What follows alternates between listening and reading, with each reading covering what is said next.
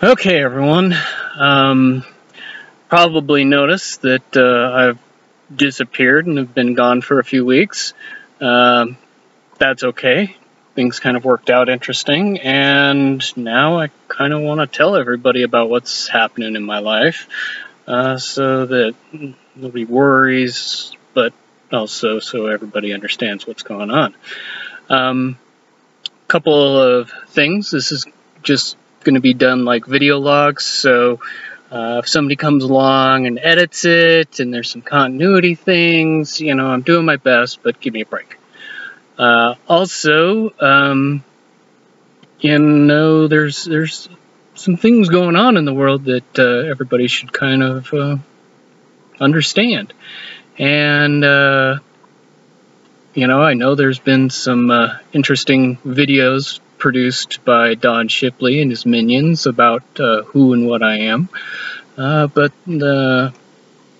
that's going to be kind of one of the things that I want to address. So let's get into the important stuff.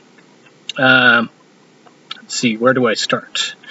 Well, let's start back at the beginning, about 2008. I was kind of in a weird place after the whole housing market explosion, as were a lot of people, and I was one of those people that knows quite a bit about, how the internet works and stuff like that, and so I talked with quite a few people and kind of got with this small group of people that I think everybody would call hacktivists or cyber activists or hackers or anonymous. I can explain all of that, but let's just say a group of people that, like to talk about big subjects and, sometimes get a little mischief to, get the real information that's out there. So did that, and it progressed and it progressed and it progressed, and everybody kind of knows that that's how Anonymous worked out. A bunch of these little groups get together and they all work together to do something. Anonymity is kind of huge, and so we use a piece of the internet called the dark web. And all that means is the area of the internet that search engines or applications or anything like that use. We used just what is essentially anonymous chat. And that progressed and progressed, and everybody knows two things about each other: their handle and their story. And everybody has a handle, everybody has a story. And my story, stood out, and people, accepted it for what it was, but really it wasn't a big deal till around end of 2010. End of 2010, there was this thing going around, this myth, this legend of this supposed NSA guy who could get us tons and tons of information. And, nobody really believed it, but it progressed where information would come out, and then something, that information would be proven correct. And it was, seemingly unbelievable to us that he could do this over and over again and not be exactly who he said he was. So he became kind of a legend. This was building up after the, during and including the Occupy movement.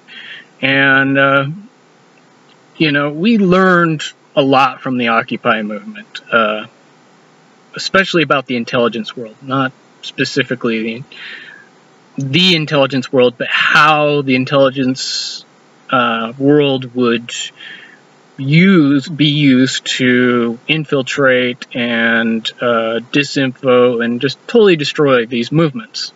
So, it wasn't like in the 60s or 70s when people would get together and be able to, do this kind of stuff, because it would get stomped. And bear in mind, we're also very aware of the difference between the government intelligence services and private intelligence services. And, you know, a lot of other things that the tinfoil hat wearing crazies knew about. So, where we, you know, didn't really believe everything that we heard, we tended to be the people that went out and got the information, so we knew what was really going on in the world. Not always by legal means, but that's neither here nor there. Rounding to, you know, mid-2011, there was more talk about this legendary, you know, NSA guy that was willing to help. And there was, you know, more drive to, you know, figure out what could be done. You know, what's he going to get us? What is so important that, you know, we couldn't otherwise just get it ourselves?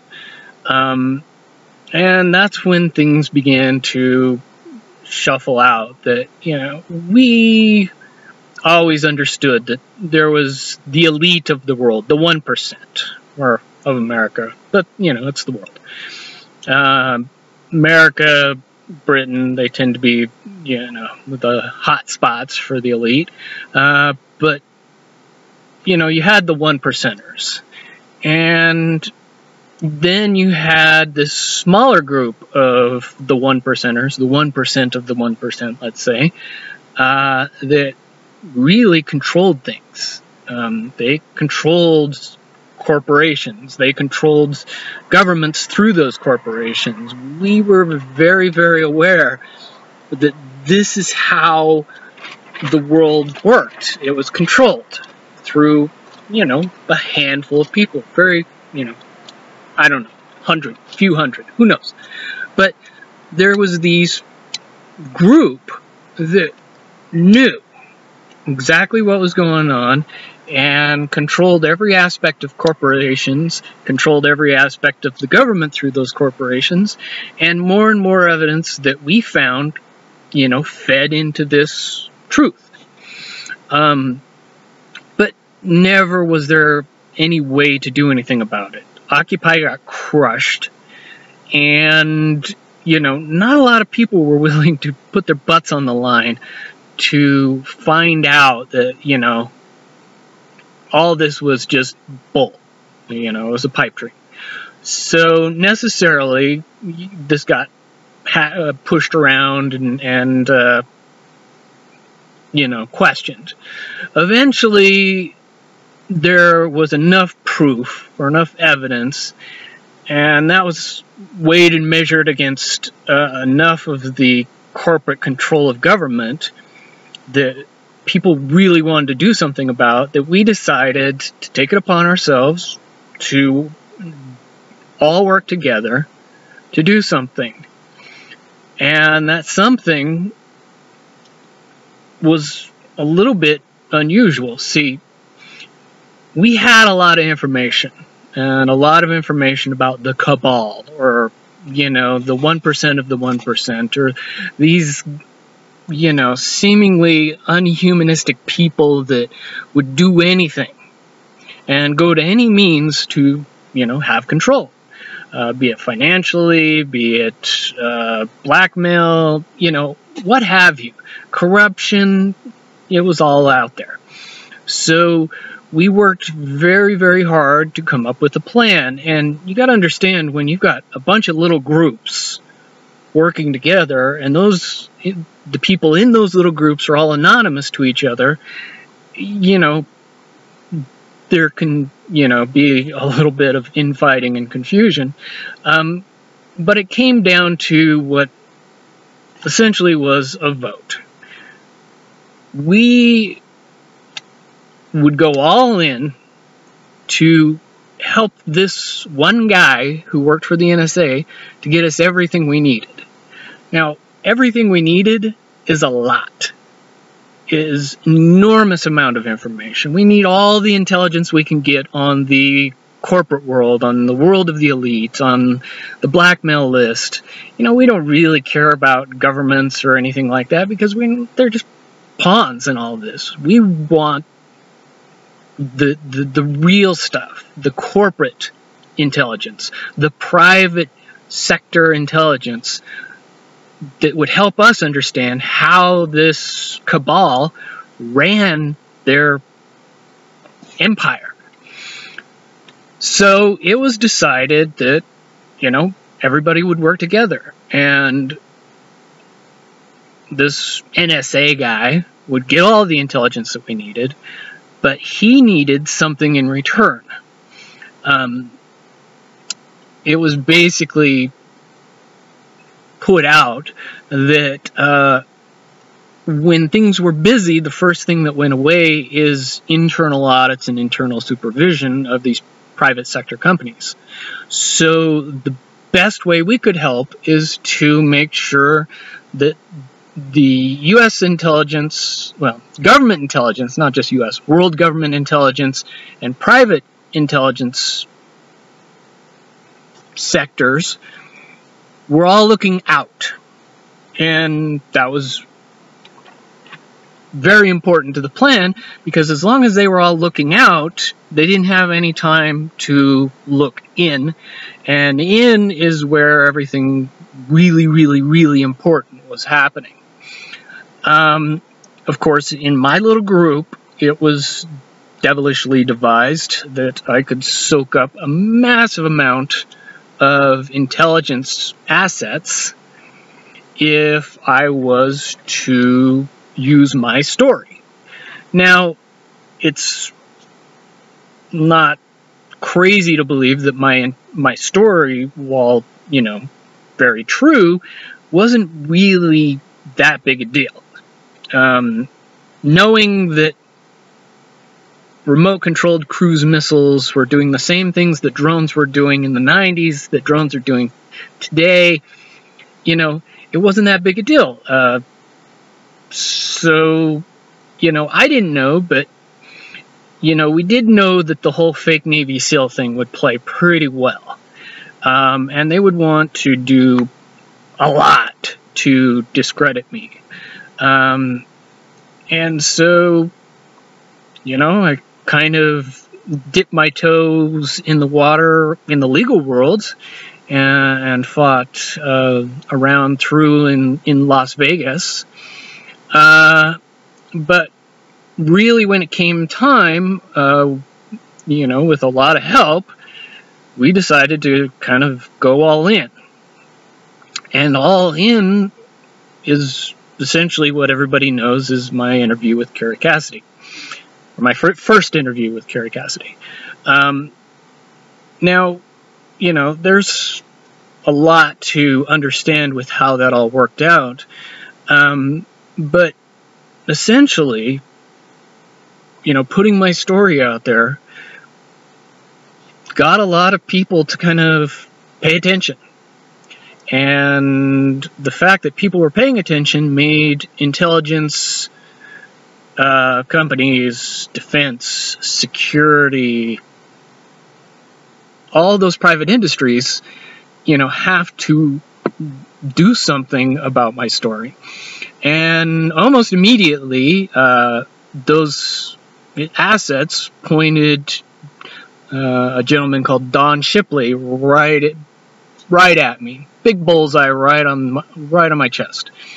And if you understand that, you know, being completely humiliated, having the whole liar pedophile thing play out, you know, it wasn't a big deal. That's what they were gonna use. And, you know, getting into this, I had a pretty good idea that I was, you know, painting a pretty huge target on my chest. Now, there is one thing that I kind of laid out in the beginning. I was like, I do not want to go to jail for this. I do not. So I told my story very, very specifically. So nothing could really come out. No violation of my confidentiality agreement, no Espionage Act, none of that would play. And so, you know, it kind of went pretty well. And while there was a huge disagreement about me getting involved with Eva Moore and her participation in it, you know, I'll talk more about that later, but it ended up being, you know, a pretty smart decision on my part. And that played out. We did some videos, I did a radio show, and there was a lot of work going on. You know, my group was just watching the intelligence world, you know, light up like a Christmas tree around me. And it was almost unbelievable, the number and amount of assets and intelligence that poured into what I was doing. And, you know, I was going head to head with, you know, some of the biggest corporations in the world. Intelligence-wise, defense contractor-wise, private security-wise, you know, everybody. This was, you know, this was playing out well, and everybody was super, super happy that so much was happening. Now, if you can remember in the 2012, early 2013 time, there was a lot of stuff going on. It wasn't just me. Anonymous, there was a whole cell that got taken down. There was just a lot of stuff. Boston bombing, you know, just tons and tons of crazy stuff going on, which necessarily played into what was happening, and that was really, really good for what we were trying to do. So,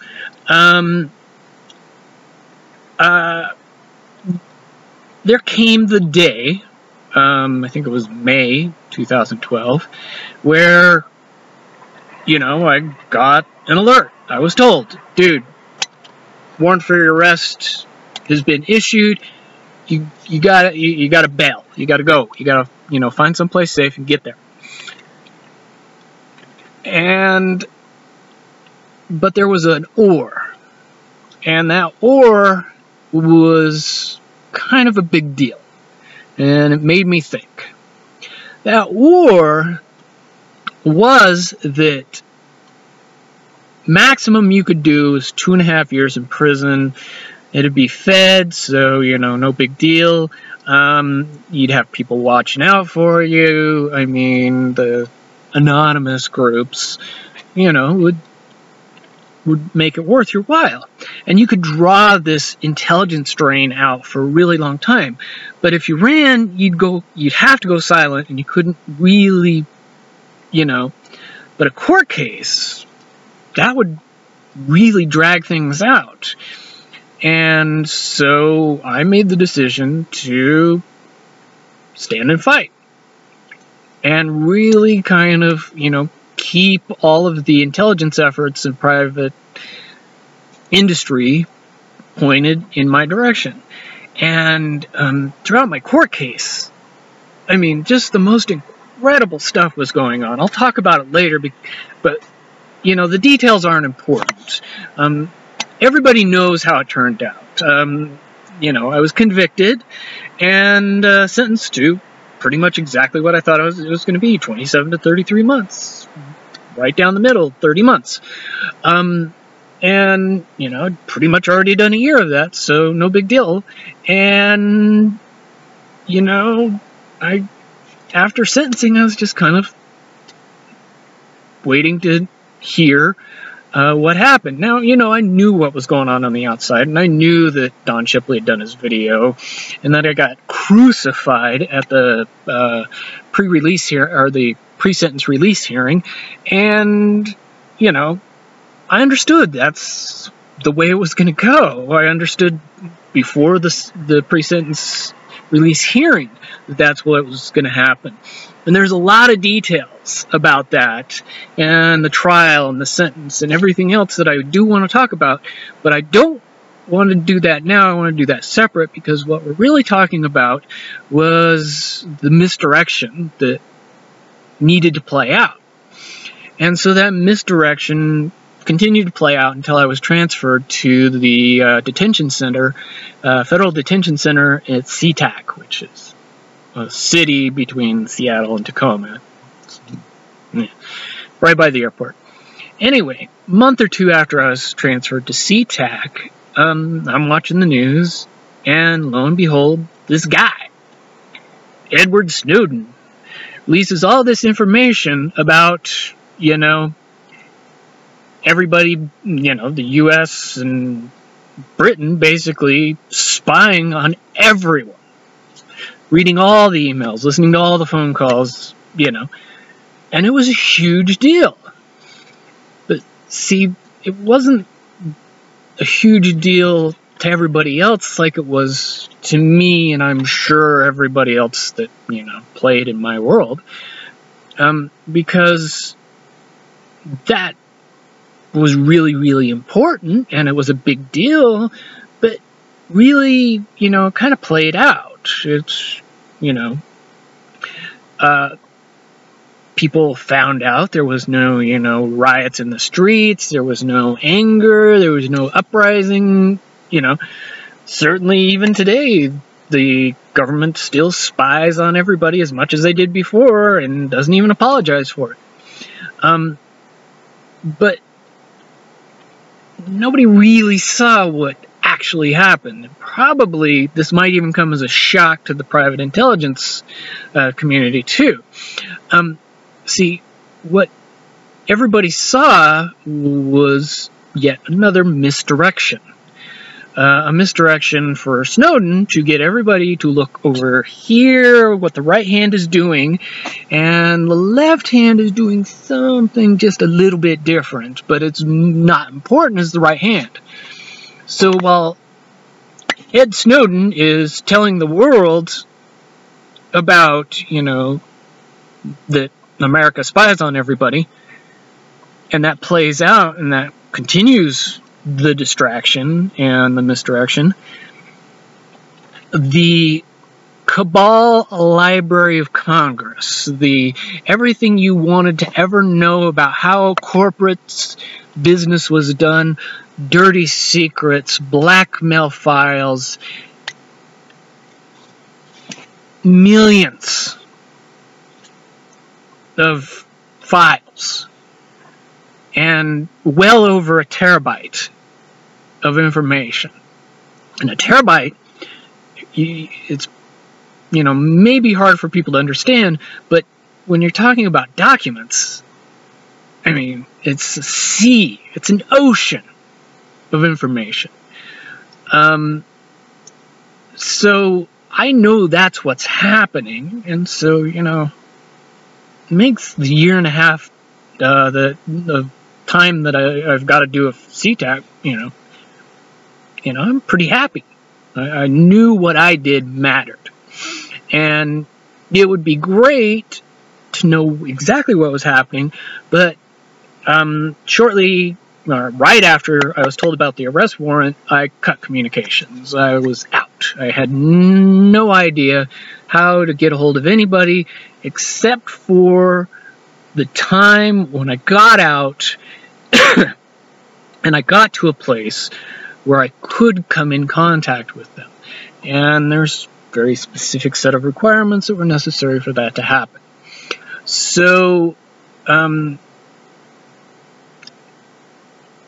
everybody needs to understand that while all this was happening, Eva played a very essential role in all this, because she continued to soak up those intelligence assets right up until Snowden disappeared and went to Hong Kong and released all of his information, and, you know, just happened to end up in Russia, in the one country that couldn't be coerced or manipulated or blackmailed into giving him up.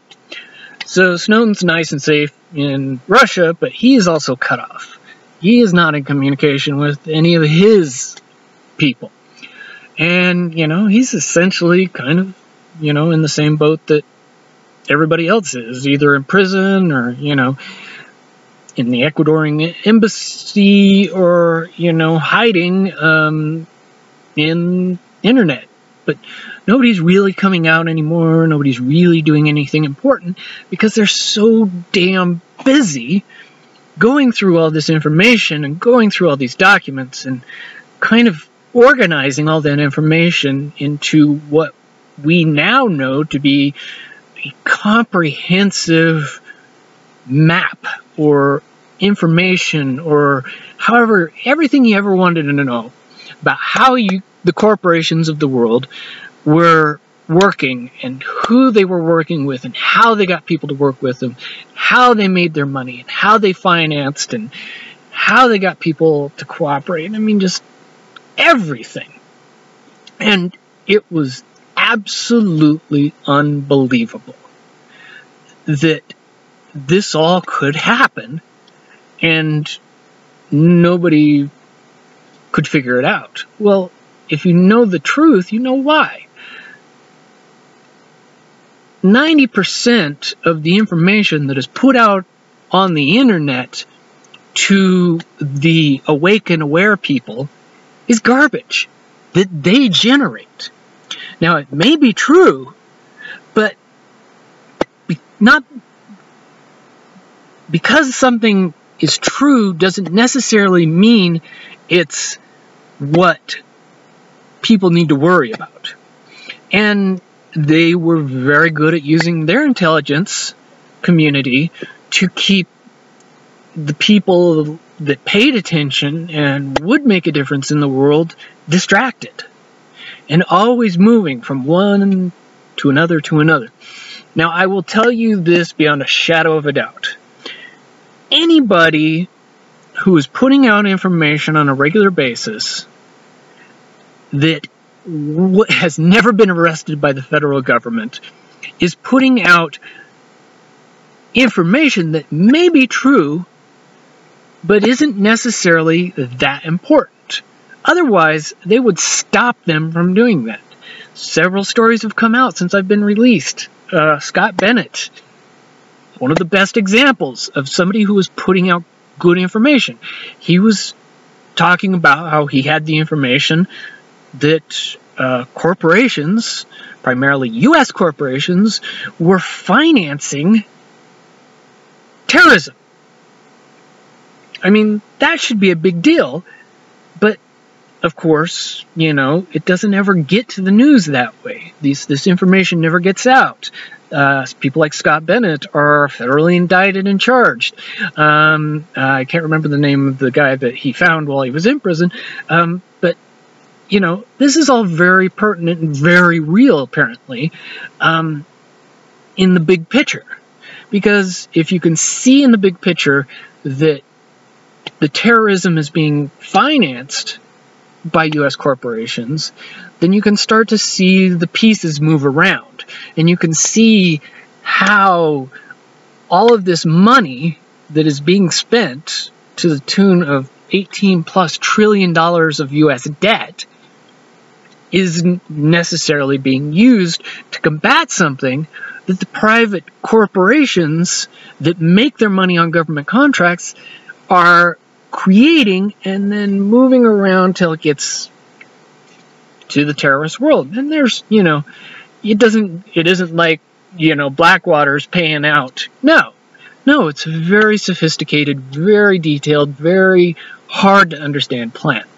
But it is, in fact, exactly what's happening. Since the 1980s, during the Soviet-Afghan War, the U.S. has been responsible for creating terrorism ever since. And every conflict, every situation where the U.S. had to get involved ended up being something that you can easily see how the U.S. created it. Osama bin Laden worked for the CIA during the Soviet-Afghan War. He was a leader. They trained him and his people to fight the Soviets, and then gave them weapons. And that has been happening ever since. And that is just one piece of the puzzle. The puzzle is huge and incredibly difficult to understand.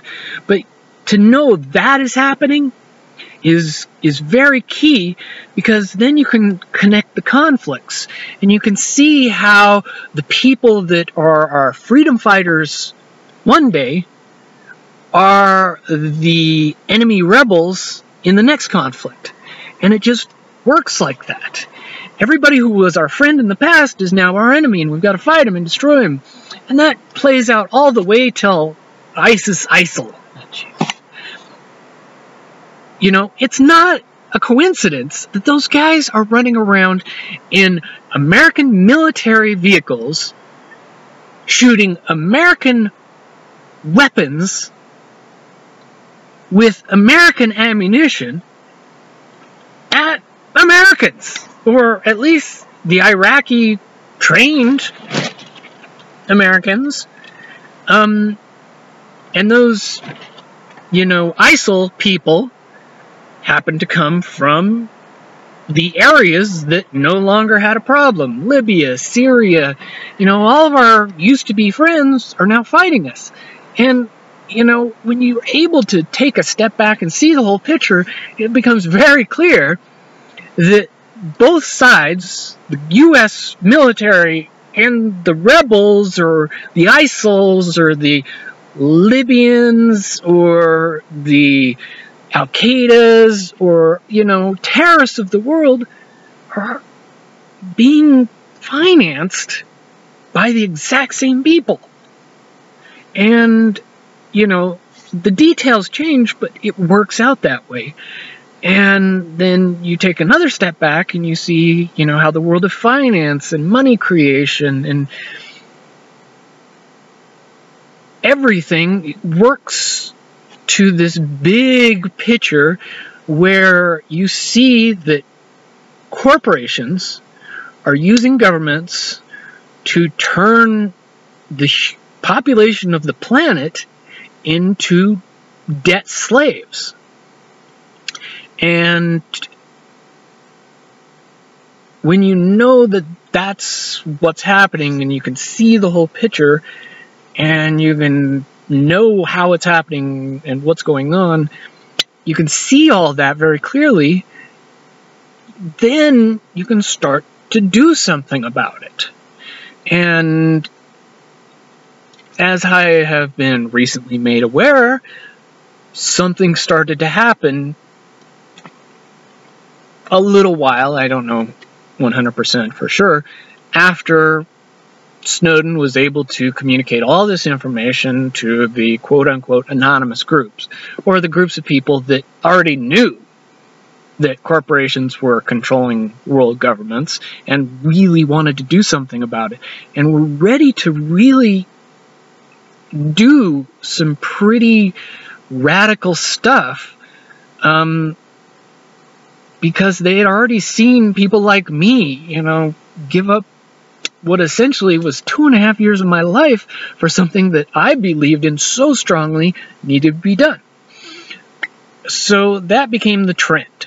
And many, many, many people did essentially what I did, and determined that they were going to sacrifice their lives, and not, you know, dying, but living for something that is so important that they were willing to, you know, live the rest of their lives in a way that basically, you know, started doing something about this corporate-controlled world that we live in. So, a very large, apparently, very large group of people kind of disconnected themselves for security reasons from the world. Everybody has disappeared in some way, you know, from the just walking away and, you know, not telling your parents where you're going, to, you know, crazy stuff like, you know, faking their own deaths. I won't go into details about how to do that because, you know, you can use that still. But a large group of people have now completely dedicated all of their time and all of their energy to doing one thing, and that's changing the way the world works and doing something about the corporate control over the world. And it's gotten pretty damn out of control. It would surprise anyone. Certainly when I found out, it was a pretty big surprise to me.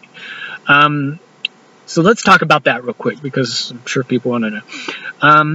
So it was necessary for me to put myself in a situation where contacting my old group, such as I was probably using a compromised means of communication. But it's the only one I had. So I know that it's pretty straight up that if I contact these guys, that I may be, you know, walking into a situation where I'm just going to get my supervised release violated and I'm going back to prison. So kind of need to be ready to react very quickly. So that's what I did, and, you know, we'll talk about the craziness that precipitated all that later, and, you know, detailed explanations and all that. But basically, I got myself in a situation where if I needed to beat feet and leave the instant that I got contact, I could. And it had to be that way. It really did, because security, nobody understands it like I do. And the people that I work with know it just as well. And they have separated themselves so that security is 100%. And they don't need to worry about any of this being traced back to, you know, a name. And they don't necessarily have family or friends that can be used against them. And that's what it is. So I put out the call, you know, I'm here, I want to get in contact. And that was after a kind of difficult period in my life, and I'll talk more about that later. But I got a response, and the response was, you know, exactly what I expected. Get clear, get safe, get out of contact, get off the grid. You know, this is a burned means of communication, and make contact through this sleeper means of communication. And, you know, we'll just say, you know, little old housewife in the middle of nowhere, doesn't have anything to do with anything, but, you know, can plug me into a new means of communication. So I go, and I do that, and lo and behold, you know, I'm walking into something that I did not expect. I was eventually met and brought in and debriefed and advised and educated about everything that had happened since I was cut off from communications. And I still am, utterly amazed at how all this worked, and that it worked, and that this has turned into something beyond imagination. There is something out there so big and so secret that nobody knows about it. And it has been working to change the way the world works. It is disrupting corporate control over humanity through governments. And it is a pretty slick operation, I'm just going to say. So I don't really know how it all started, so I'm just going to give everybody kind of like a hypothetical, how I see it in my head example of the way it kind of began. So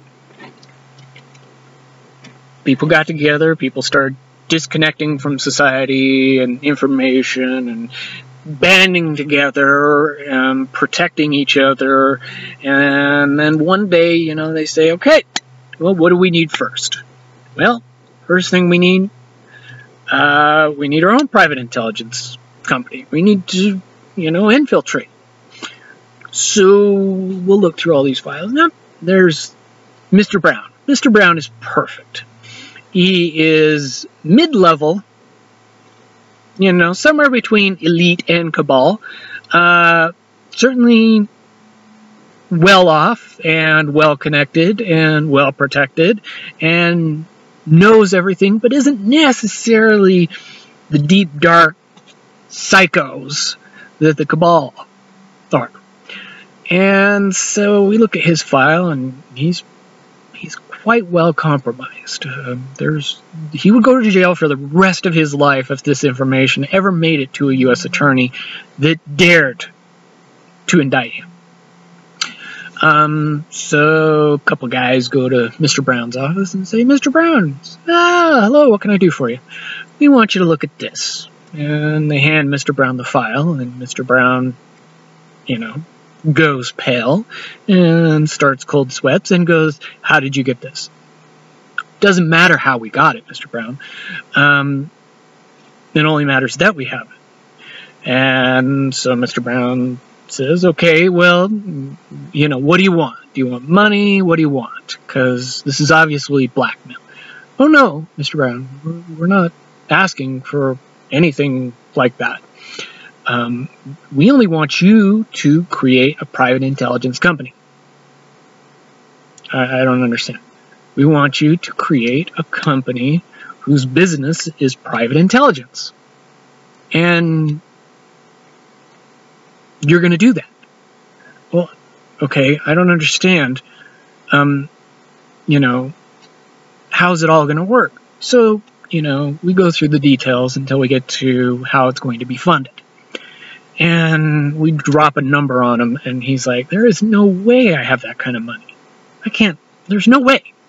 Even if I wanted to. I'm leveraged out. Everybody is. There's no way I could give you that kind of money. And so Mr. Brown gets handed another piece of paper. He says, do you know these gentlemen? Well, yes.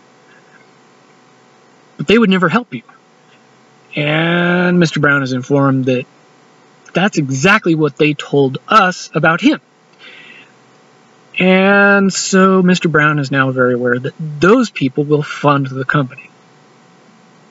Now, Mr. Brown has created a private intelligence company that is well funded and has a very competent staff that has an enormous amount of experience on how to run private intelligence. And this operation begins to run. Now, what you need to understand about the private intelligence sector is that they aren't necessarily dealing with, you know, CIA knock lists and world secrets and, you know, really important shit.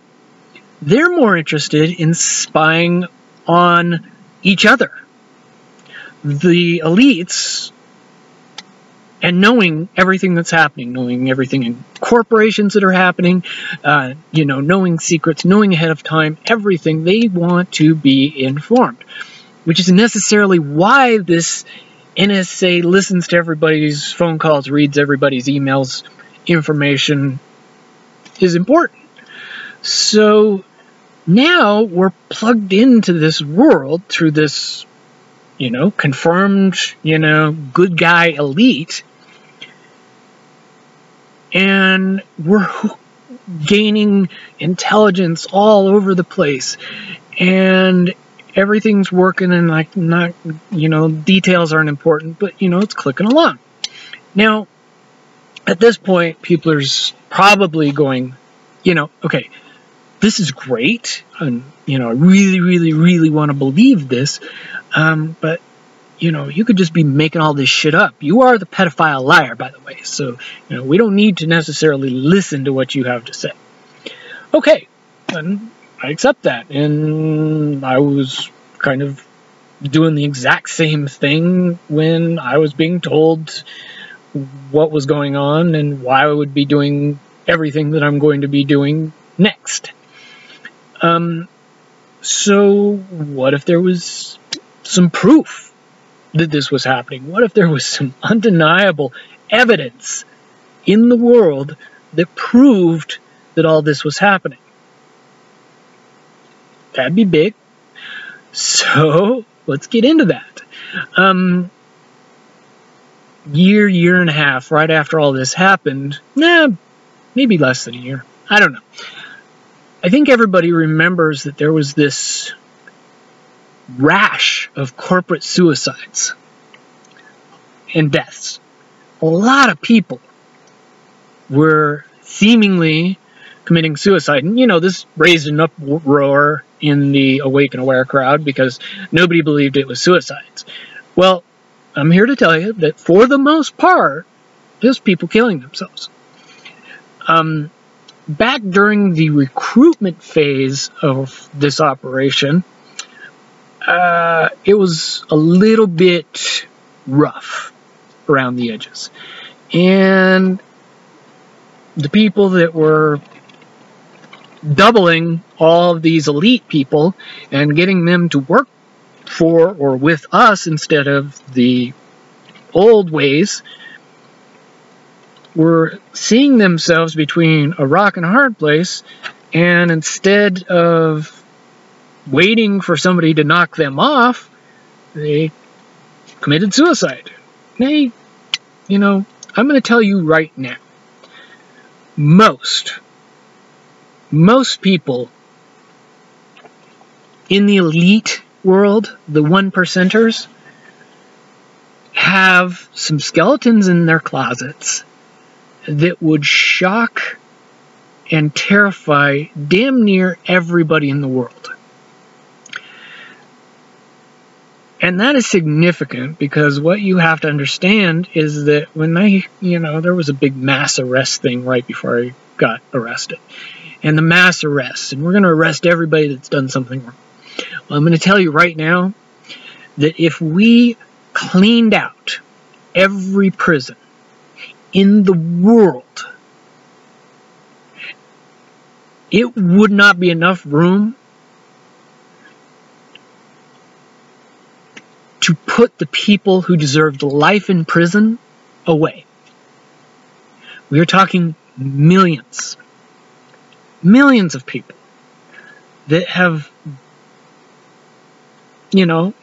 mostly around finance, but, there's some other stuff, sexual stuff, that would really upset people.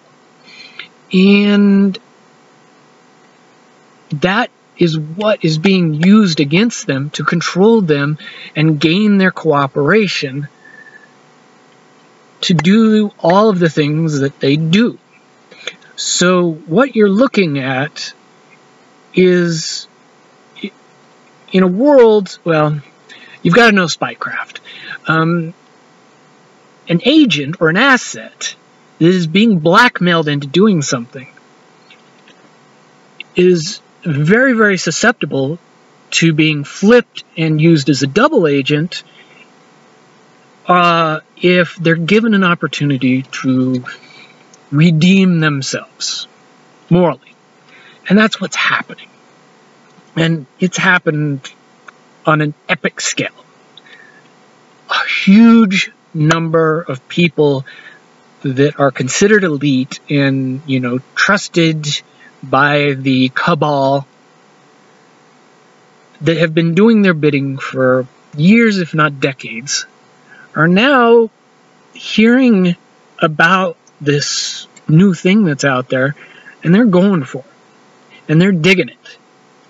And it's gotten to the point where a massive operation that I can tell you about has occurred and is working. And that is oil.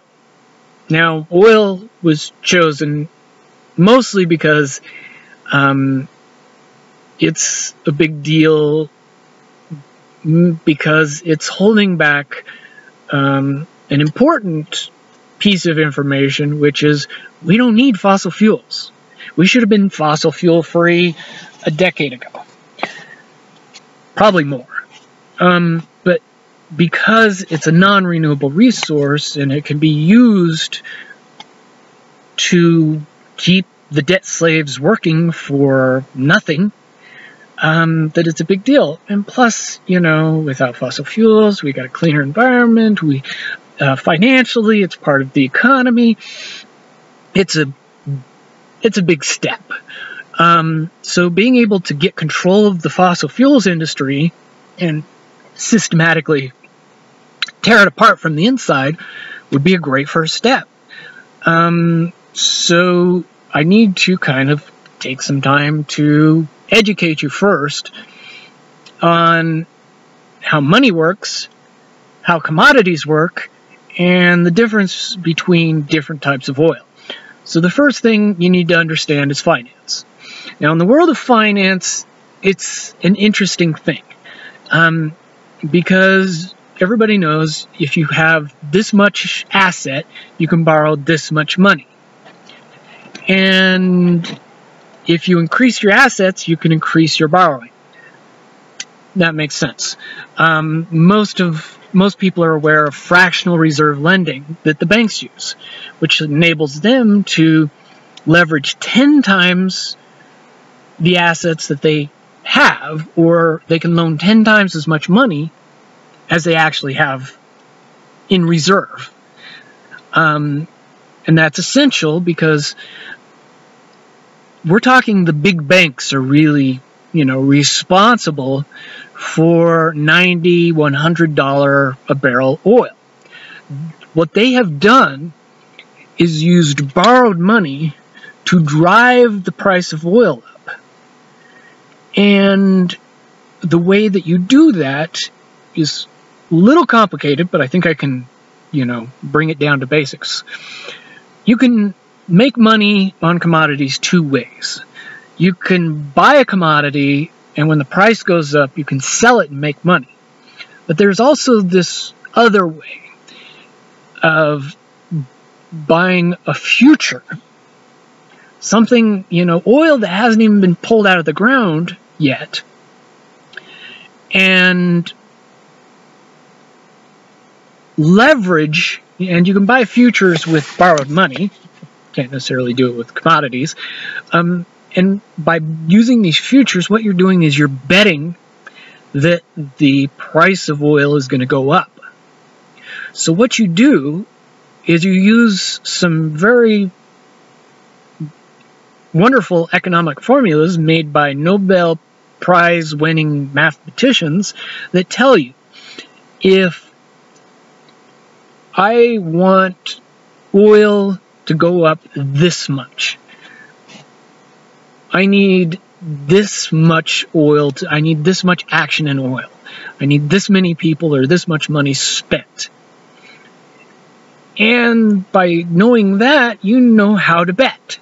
You know how high oil is going to go because you know how much money you're going to spend, or your group is going to spend, or you're going to get people to spend to make that oil go up.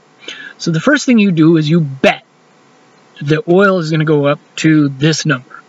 Once you do that, you've got all this leveraged money that is now betting that oil is going to go up to this price. And if it goes up from this price, you can buy it from the price that it is now and sell it for the price that it will be once you make your bet. It's a little more complicated than that, but essentially. Then you take your real money and you buy a bunch of oil. Well, buying oil drives up the price of oil. So you buy oil until you make your bet, and then you go collect. Now, with your borrowed money, you're getting back real money or hard assets. Then you can again turn around and use as leverage to do this over and over and over and over again to drive the price up. And that's significant because once you understand that, you realize that nothing is propping up the price of oil except for leverage money or debt money or money that doesn't really exist, that never really existed. It was all borrowed. And all the money that you put up initially to drive the price up is gone. You've put it away. You've taken it out. And so knowing that oil is at $90, $100 a barrel because somebody leveraged their way up to that is significant. And it's also significant to know why. Oil, to maximize profits, needs to be as high as possible. But there's different types of oil, and this is another thing that we need to talk about.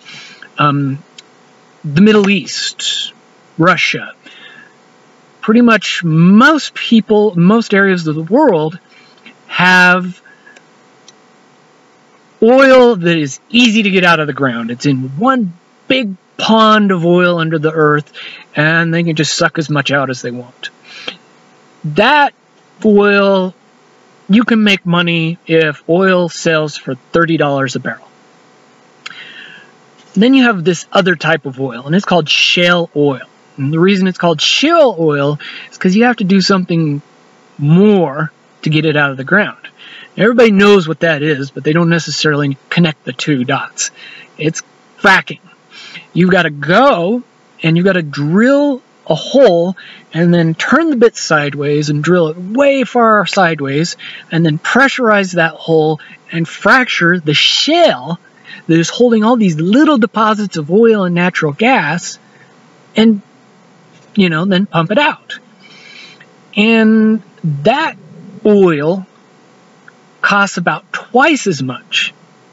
You need to make about $60 a barrel to make that profitable. So the only way fracking was ever going to be worth the money and effort was if oil was well above $60 a barrel. And so that's what happened. And all these fracking companies went berserk. The Dakotas, Wyoming, Montana, Canada, even into Pennsylvania, but they're having a tough time over there, have been going nuts. They've been fracking everywhere, cracking this shale plate and getting the oil out as fast as they can. And that has significantly changed the market because most of the countries that have this easy access to oil, this $30 a barrel oil, are running out. Like less than 20% of what they originally had is what's left. And they know that once they run out, the shale oil US people, they're going to drive the price up to $200 a barrel, and they're going to bankrupt every other government economy in the world. They can take over just like that. So that is an incentive for other countries and other countries, let's just say countries, to work with somebody who will do something about that.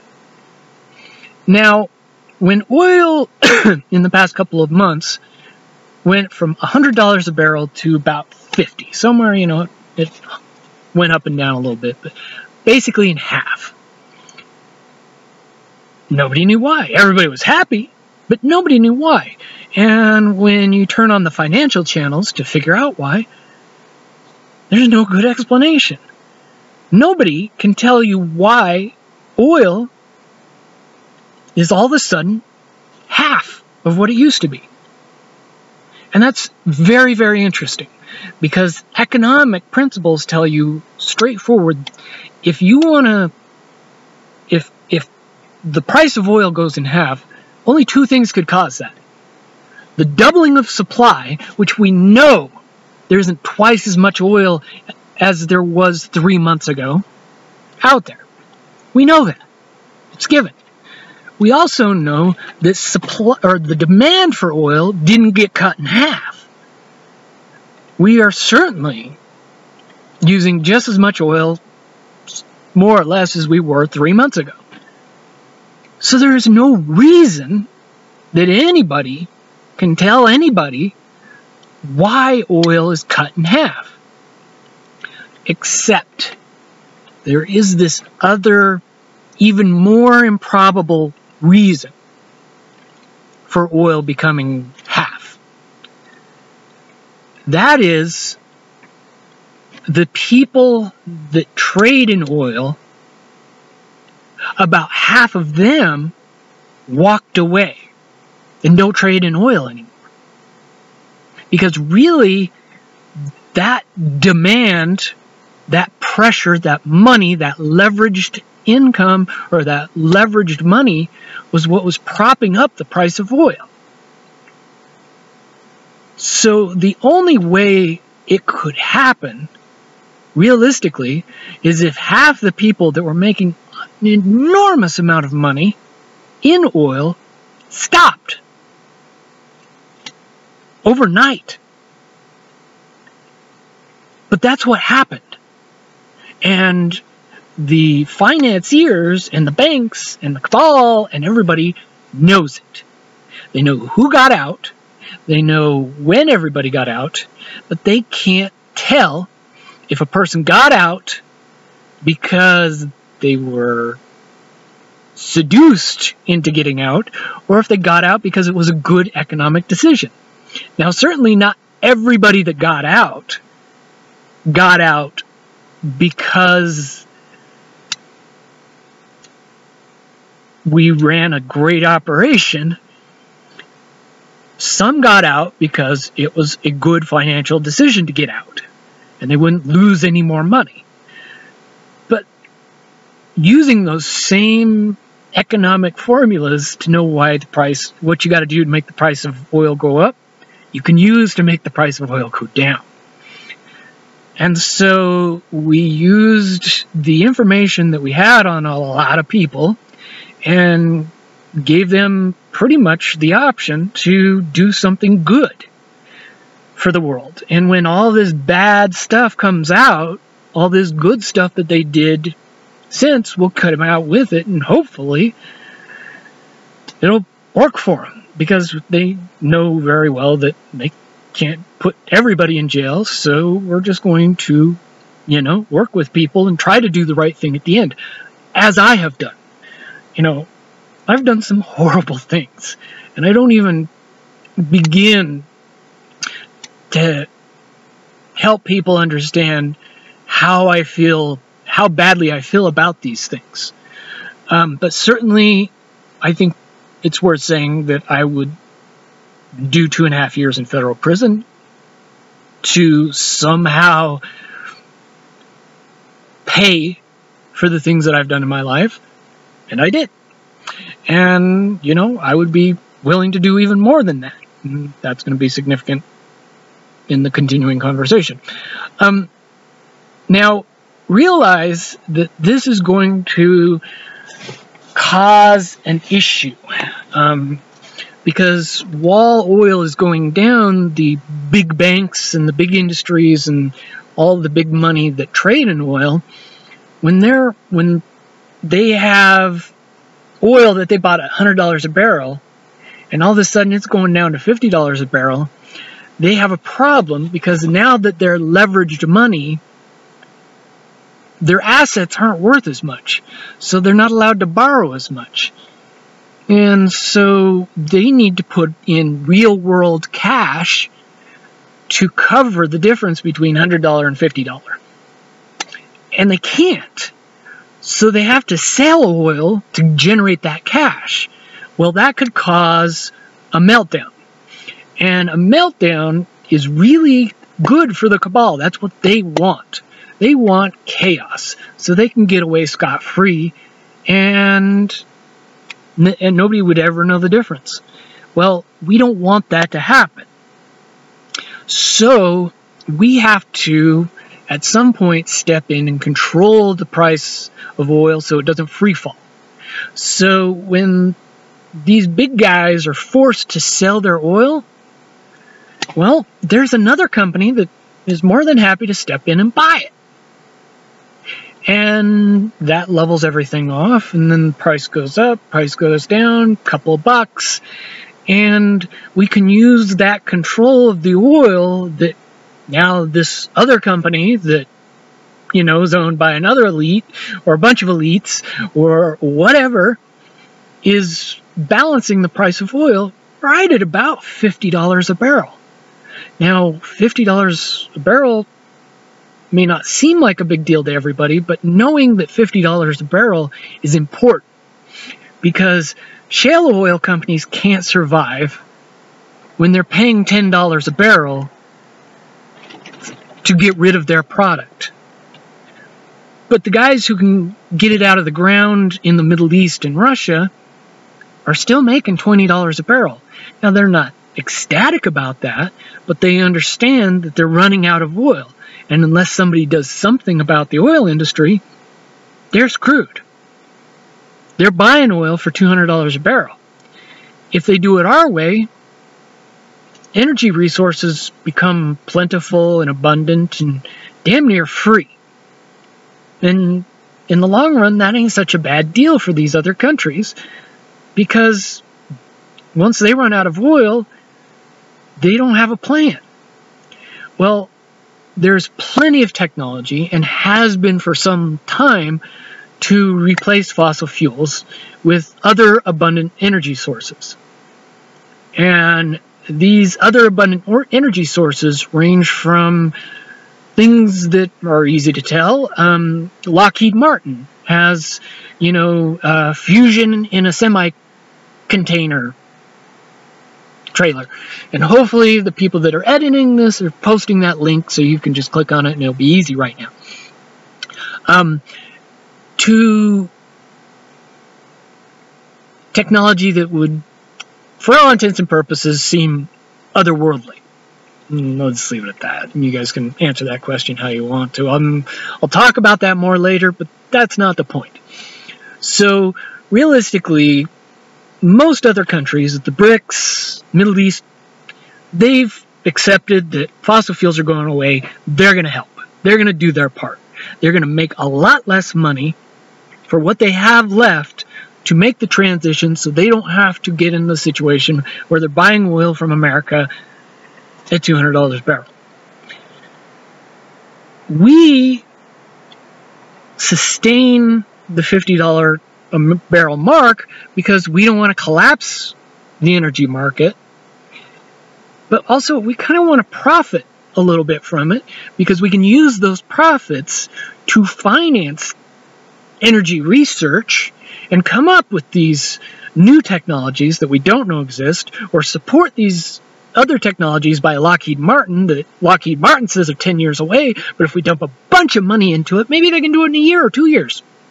Who knows? But we do have to flip fossil fuels. Now, fracking, we all know, is the worst for the environment. So while we're getting rid of fossil fuels, we're also cleaning up the earth, we're cleaning up the environment.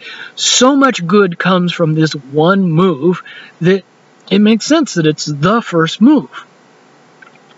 And no matter what happens with, oil and money and how much it costs and how it plays out, little shale oil companies are dying every day. They go out of business. They're bought up by the bigger shale oil companies. And those bigger companies, the longer we can sustain at $50 a barrel, the more companies will collapse because they don't have the liquidity or the real cash to keep going. And once a significant portion of fracking is collapsed, and they, well, I would say, and they start to figure out, well, they have figured out what's going on. They're very aware of what's going on. I wouldn't be talking about this if it was a big secret. It's not a big secret. So they know that investment in shale oil is pretty much a bad investment at this point. So they're making their move, and we're making our move. And we're going to do something else next, and that's coming. And I'm going to be part of that, and I'm pretty excited. But what everybody needs to understand and necessarily needs to know is, if you remember my first video, you need to really pay attention to that first video, those first 3 videos actually, about some of the things that I said.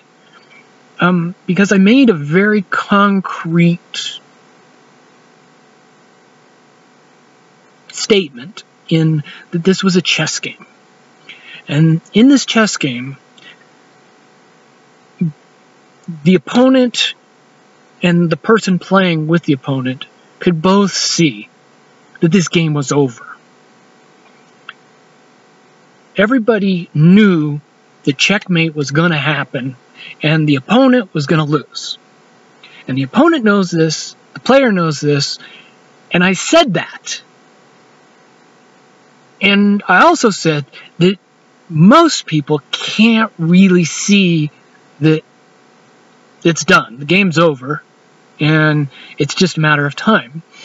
And the opponent is playing it out and milking it and making it take as much time and be as hard as possible.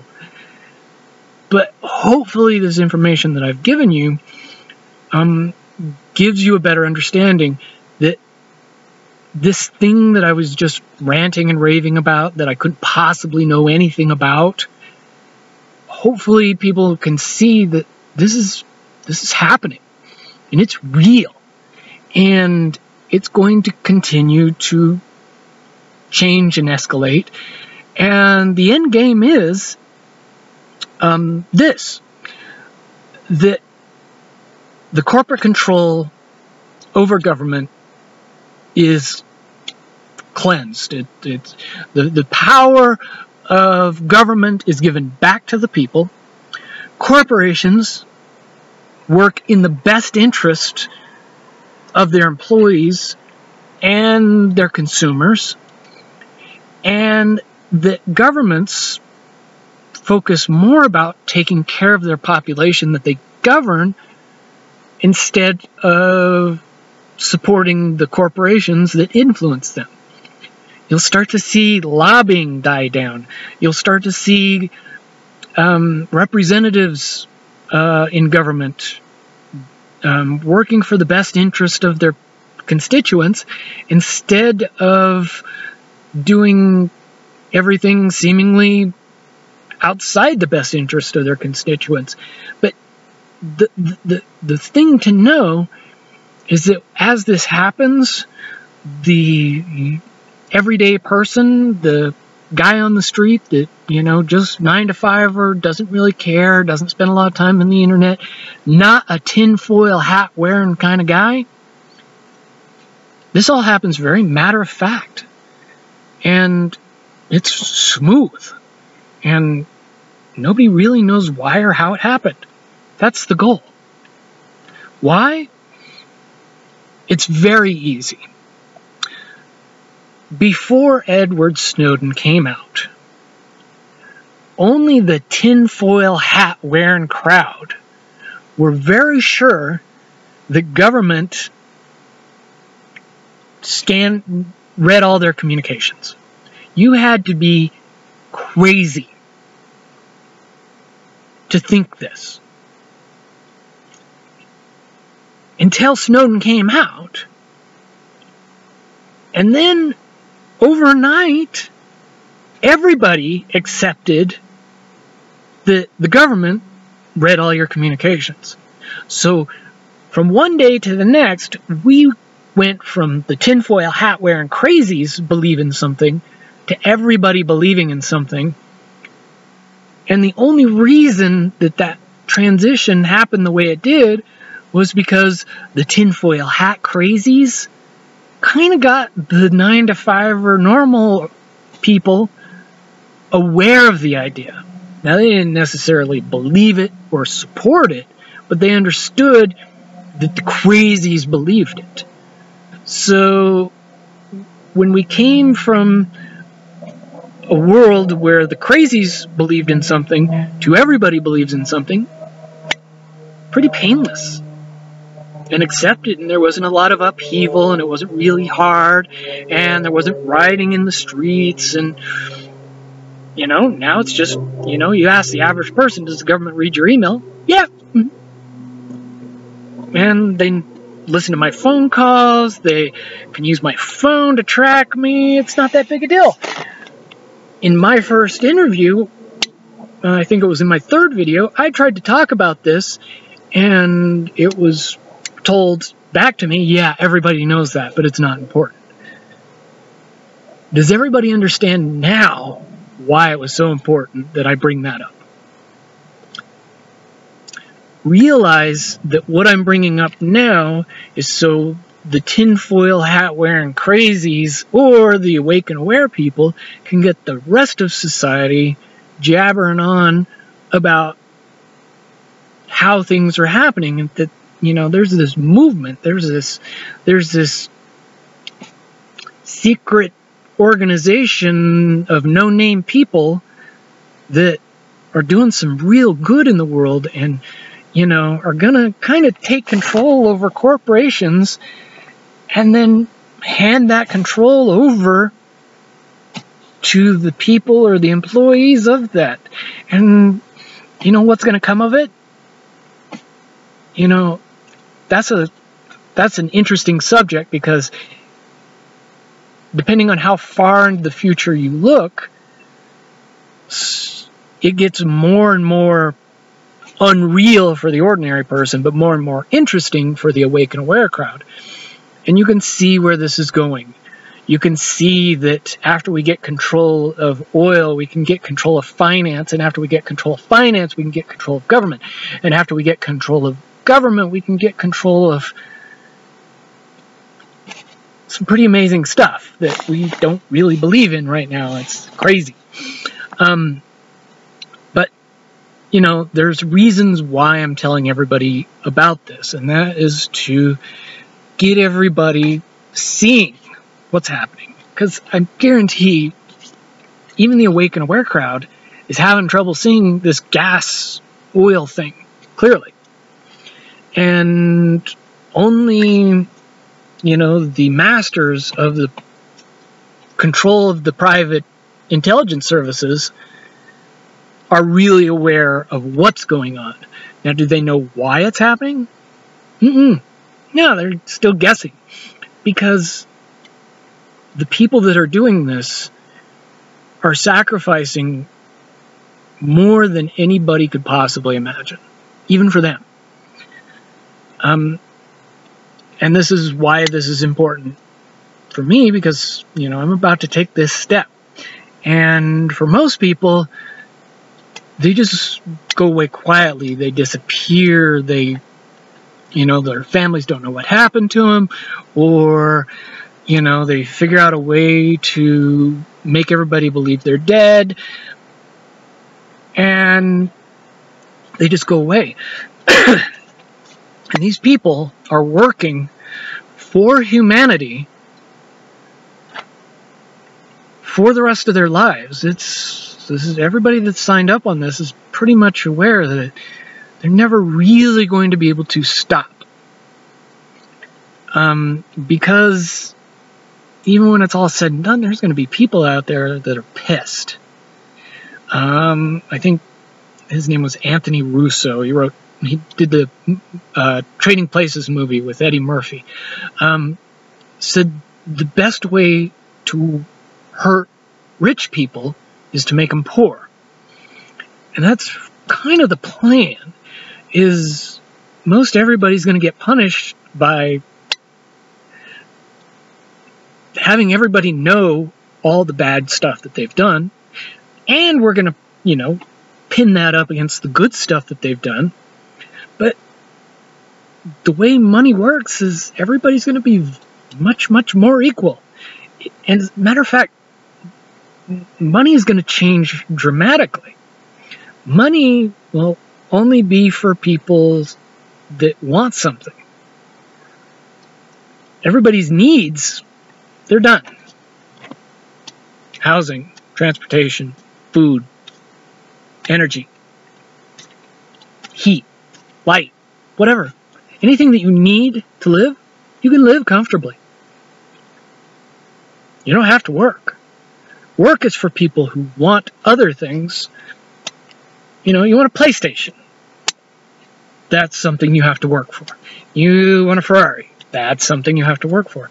But the desire to get things that you have to work for is almost going to go away.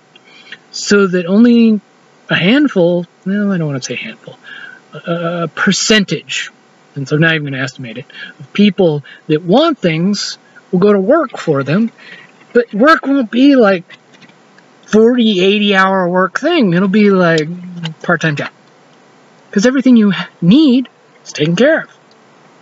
That's where this is going. That's where this is going to end.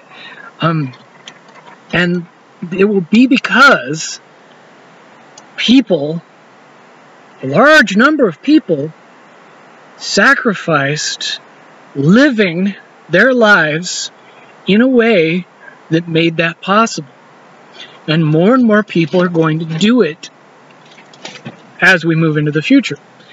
And maybe there will be a day where I can come out and exist and you not be wanted for parole violation or, you know, confidentiality agreement violation or espionage act or, you know, maybe.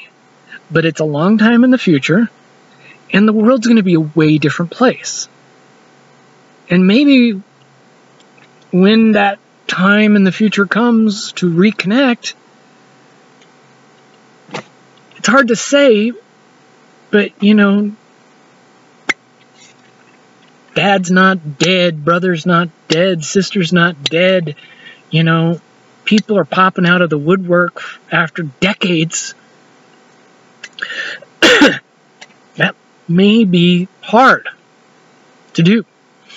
And most people are just accepting of the fact that it's very possible that we are going to live the rest of our lives